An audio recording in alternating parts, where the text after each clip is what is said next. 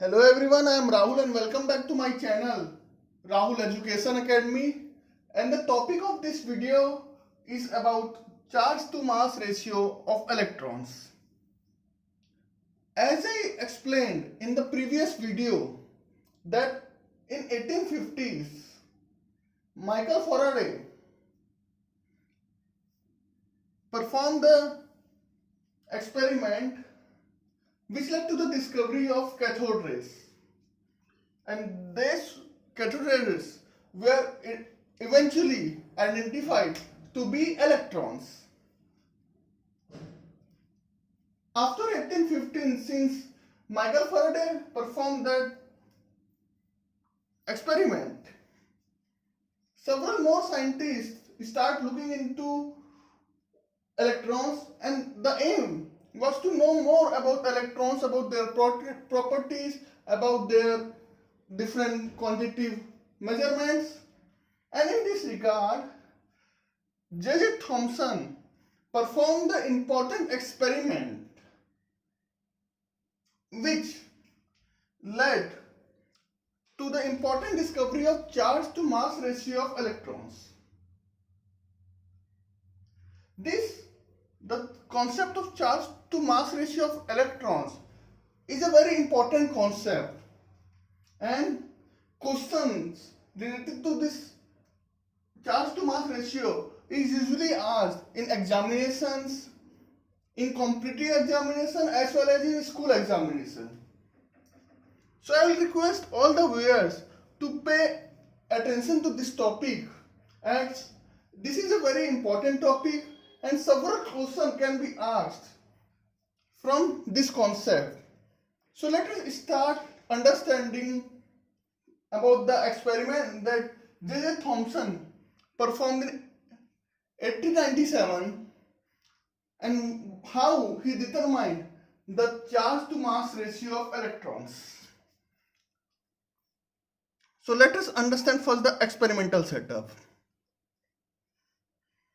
The experimental setup used by J.J. Thomson was largely similar to that used by Michael Faraday in 1857, which led to the discovery of electrons. Let us see how. You have the negatively charged cathode and the positively charged anode inside the sealed glass tube, where inside the glass tube a certain gas was present at a specified pressure, and this cathode and anode are connected via high voltage. As I said in the previous video, electron will travel from cathode to anode inside the sealed glass tube under two conditions: low pressure and very high voltage. So you have gas with low pressure inside the sealed glass tube, and when you apply a very high voltage, electrons travel from cathode to anode. This was the basic experiment that was performed by Faraday, and the same concept were used by J.J. Thomson. And now what I will discuss how J.J. Thomson further modified the experiment. So as you can see, you had cathode, you had an anode, but on the anode plate you had a hole. So the electrons which arises from cathode pass through the anode and pass further into the straight line, because electrons or the cathode rays travel in a straight line under no external magnetic or electric field. What J.J. Thomson did in this experiment was that he put up an electric field and he put up a magnetic field along the path of the electrons.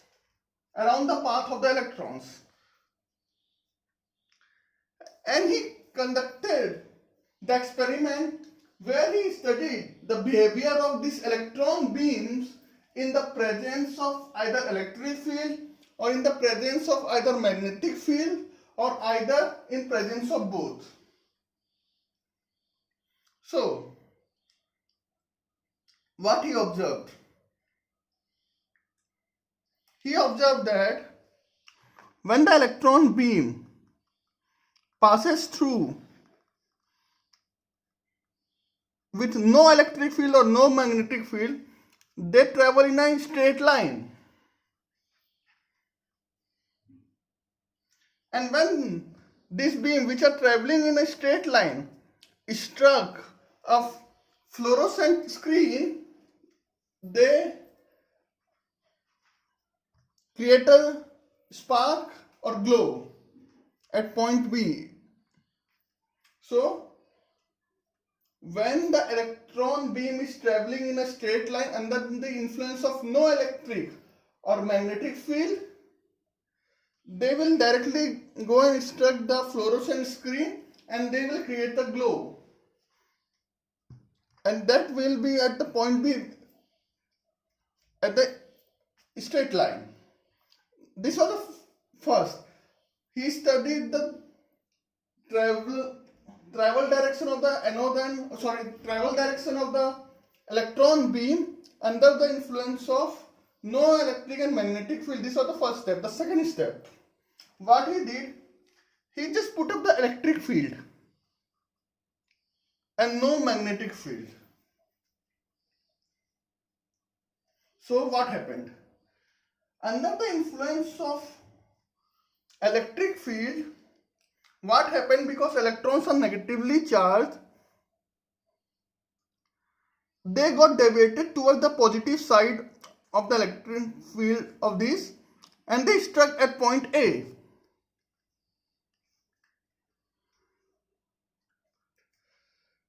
So, under the influence of electric field, the electron being deviated towards the positive side and then travel, after deviating, they then travel in a straight line and struck at point A on the fluorescent screen, producing a glow. So, the electron beam or the cathode ray that are traveling got deviated in presence of electric field. Then in the third step, what J.J. Thomson did was that he put off the electric field and he put on the magnetic field. And what happened when he put on the magnetic field is that the electron beam again got deviated, but in the opposite direction to that of the electric field, and the deviated electron beam got struck at point C on the fluorescent screen. So, in 3 steps, he observed that when there is no magnetic and electric field, they travel in a straight line. When there is only electric field, the beam gets deflected and it gets struck at point A. And when there is only magnetic field, the electron beam again gets deflected and they struck at point C. Now, in the 4th step of the experiment, what he did, he put on both the electric field and the magnetic field. And he kept the magnitude of the electric field and the magnetic field such that there is no net effect on the electric beam, on the electron beam, such that even after the presence of both electric and magnetic field, this electron beam travels in a straight line. So at a particular value of both electric and magnetic field, when they are on together, electron beam will still travel in a straight line and they will struck at point B and will create a glow. So this was the experiment. The electron will travel in a straight line when there is no magnetic and electric field present. The electron beams will get deflected in presence of electric field. The electron beam will also get deflected in presence of a magnetic field, but in opposite direction. And at the particular value of electric and magnetic field, when both are applied together, the electron beam will still travel in a straight line. As such, there is no net effect of the electric and magnetic field. So this was the experiment. So then he used applied different formulas of physics to derive the E/m ratio. So let's talk about the effect of electronic beam or the electronic particles. Let us first understand the effect of magnetic field on these electrons.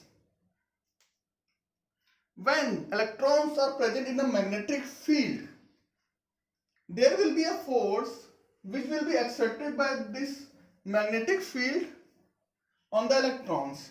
So the force exerted by magnetic field, force exerted by magnetic field on electrons, that force will be E. This is the charge of the electron. Small v, which is the velocity of the electron with which it is moving, and B, which is the strength of the magnetic field. Now, when electron is under the influence of a magnetic field, it will create a centrifugal acceleration, and the electron will also start moving in a circular fashion. That force will be force due to centrifugal acceleration.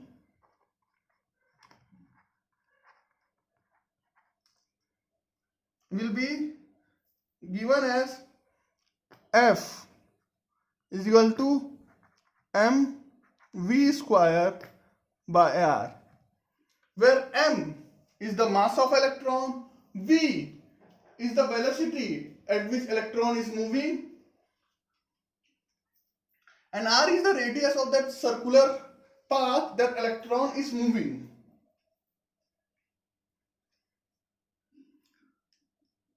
For the conservation of force, this force and this force should be equal. Therefore, equation 1 and equation 2 should be equal to each other. That will give EVB is equal to mv square by r.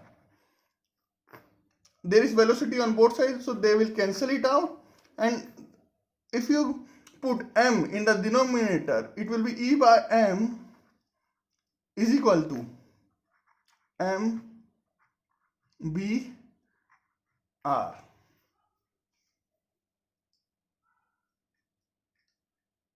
Sorry, this will be E by m is equal to v by br. Now, since we have to put a magnetic field and an electric field such that there is no deviation in the path of electrons, so therefore the force exerted by the magnetic field, that is EV B should be equal to the force exerted by the electric field. I'll repeat again.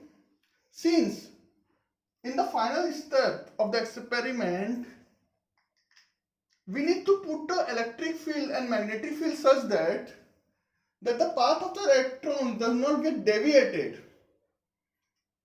So the force exerted by the magnetic field and the electric field on the electron should be equal to each other. Therefore, the force exerted by the magnetic field, that is EVB, should be equal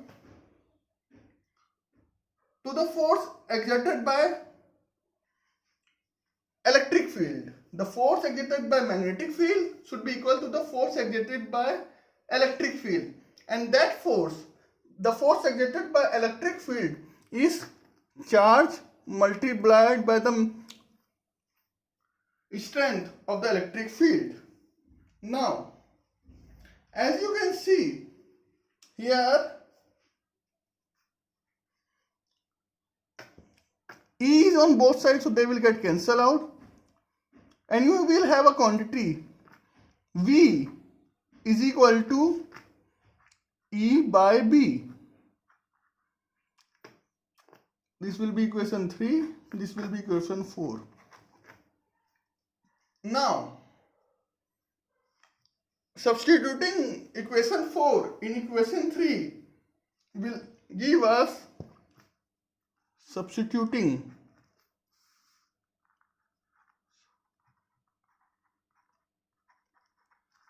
equation 4 in equation 3 will give us E by M is equal to, we are substituting V, so it will become E divided by, B is already there in the denominator, and we will have additional B, so it will be B square R. So this is the derivation. So E is the charge of the electron, M is the mass of the electron, E is the strength of the electric field, B is the strength of the magnetic field, and R is the radius on which electron is, R is the radius of the centrifugal path that electron is traveling due to the centrifugal force, the radius of that circular path. So E by M is equal to E by B square R. So for a given E and B for which electron is still traveling in a straight line, J.J. Thornton derived this value to be, the value of E by M was derived to be 1.758820 into 10 to the power 11 coulomb per kg. So E by M value derived for this experiment was E by M is equal to 1.758820 into 10 to the power 11 coulomb per kg, and this is a constant value. E by M, the value of E by M ratio will always be this value. Why? Because only at the given E value and B value that the electron will travel in a straight line even if the electric and magnetic field is present. So you can't have any random value. You need to have a fixed ratio of E by B. And since the value of R is also dependent on B because of this formula,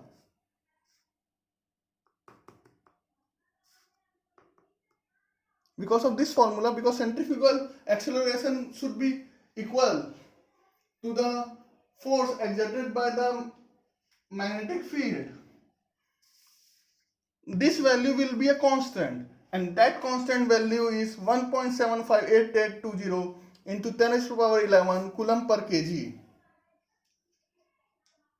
So So that's it for today's guide. Today we learned about the experiment performed by J.J. Thomson in order to determine charge to mass ratio of electrons. This was his experimental setup, which was largely similar to the setup used by Michael Faraday, but in this experiment, J.J. Thomson extensively studied about the effect of electric and magnetic field, and based on the results obtained, he derived the value of charge to mass ratio.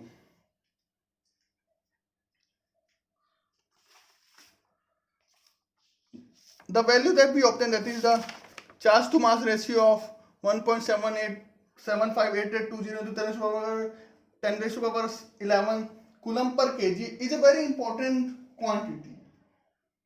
And as a science student, or more specifically as a chemist or a physicist, we should remember this value. This is one of the important unit or important quantities which is very fundamental and which we all should remember. And it will help us in answering questions, whether it is a question in your school examination, your college examination, or a competitive examinations. So that's it for today's guys. I hope you like this video. Please write down in the comment section if you have any question or query. Please also mention in the comment section if you have any suggestions to improve my teaching, or if any part you didn't understand very well, please write down in the comment section and I will try to explain it more clearly. Please, if you regularly watch these videos, please also like, comment and subscribe. It will give me a lot of motivation to create further similar videos. Thank you.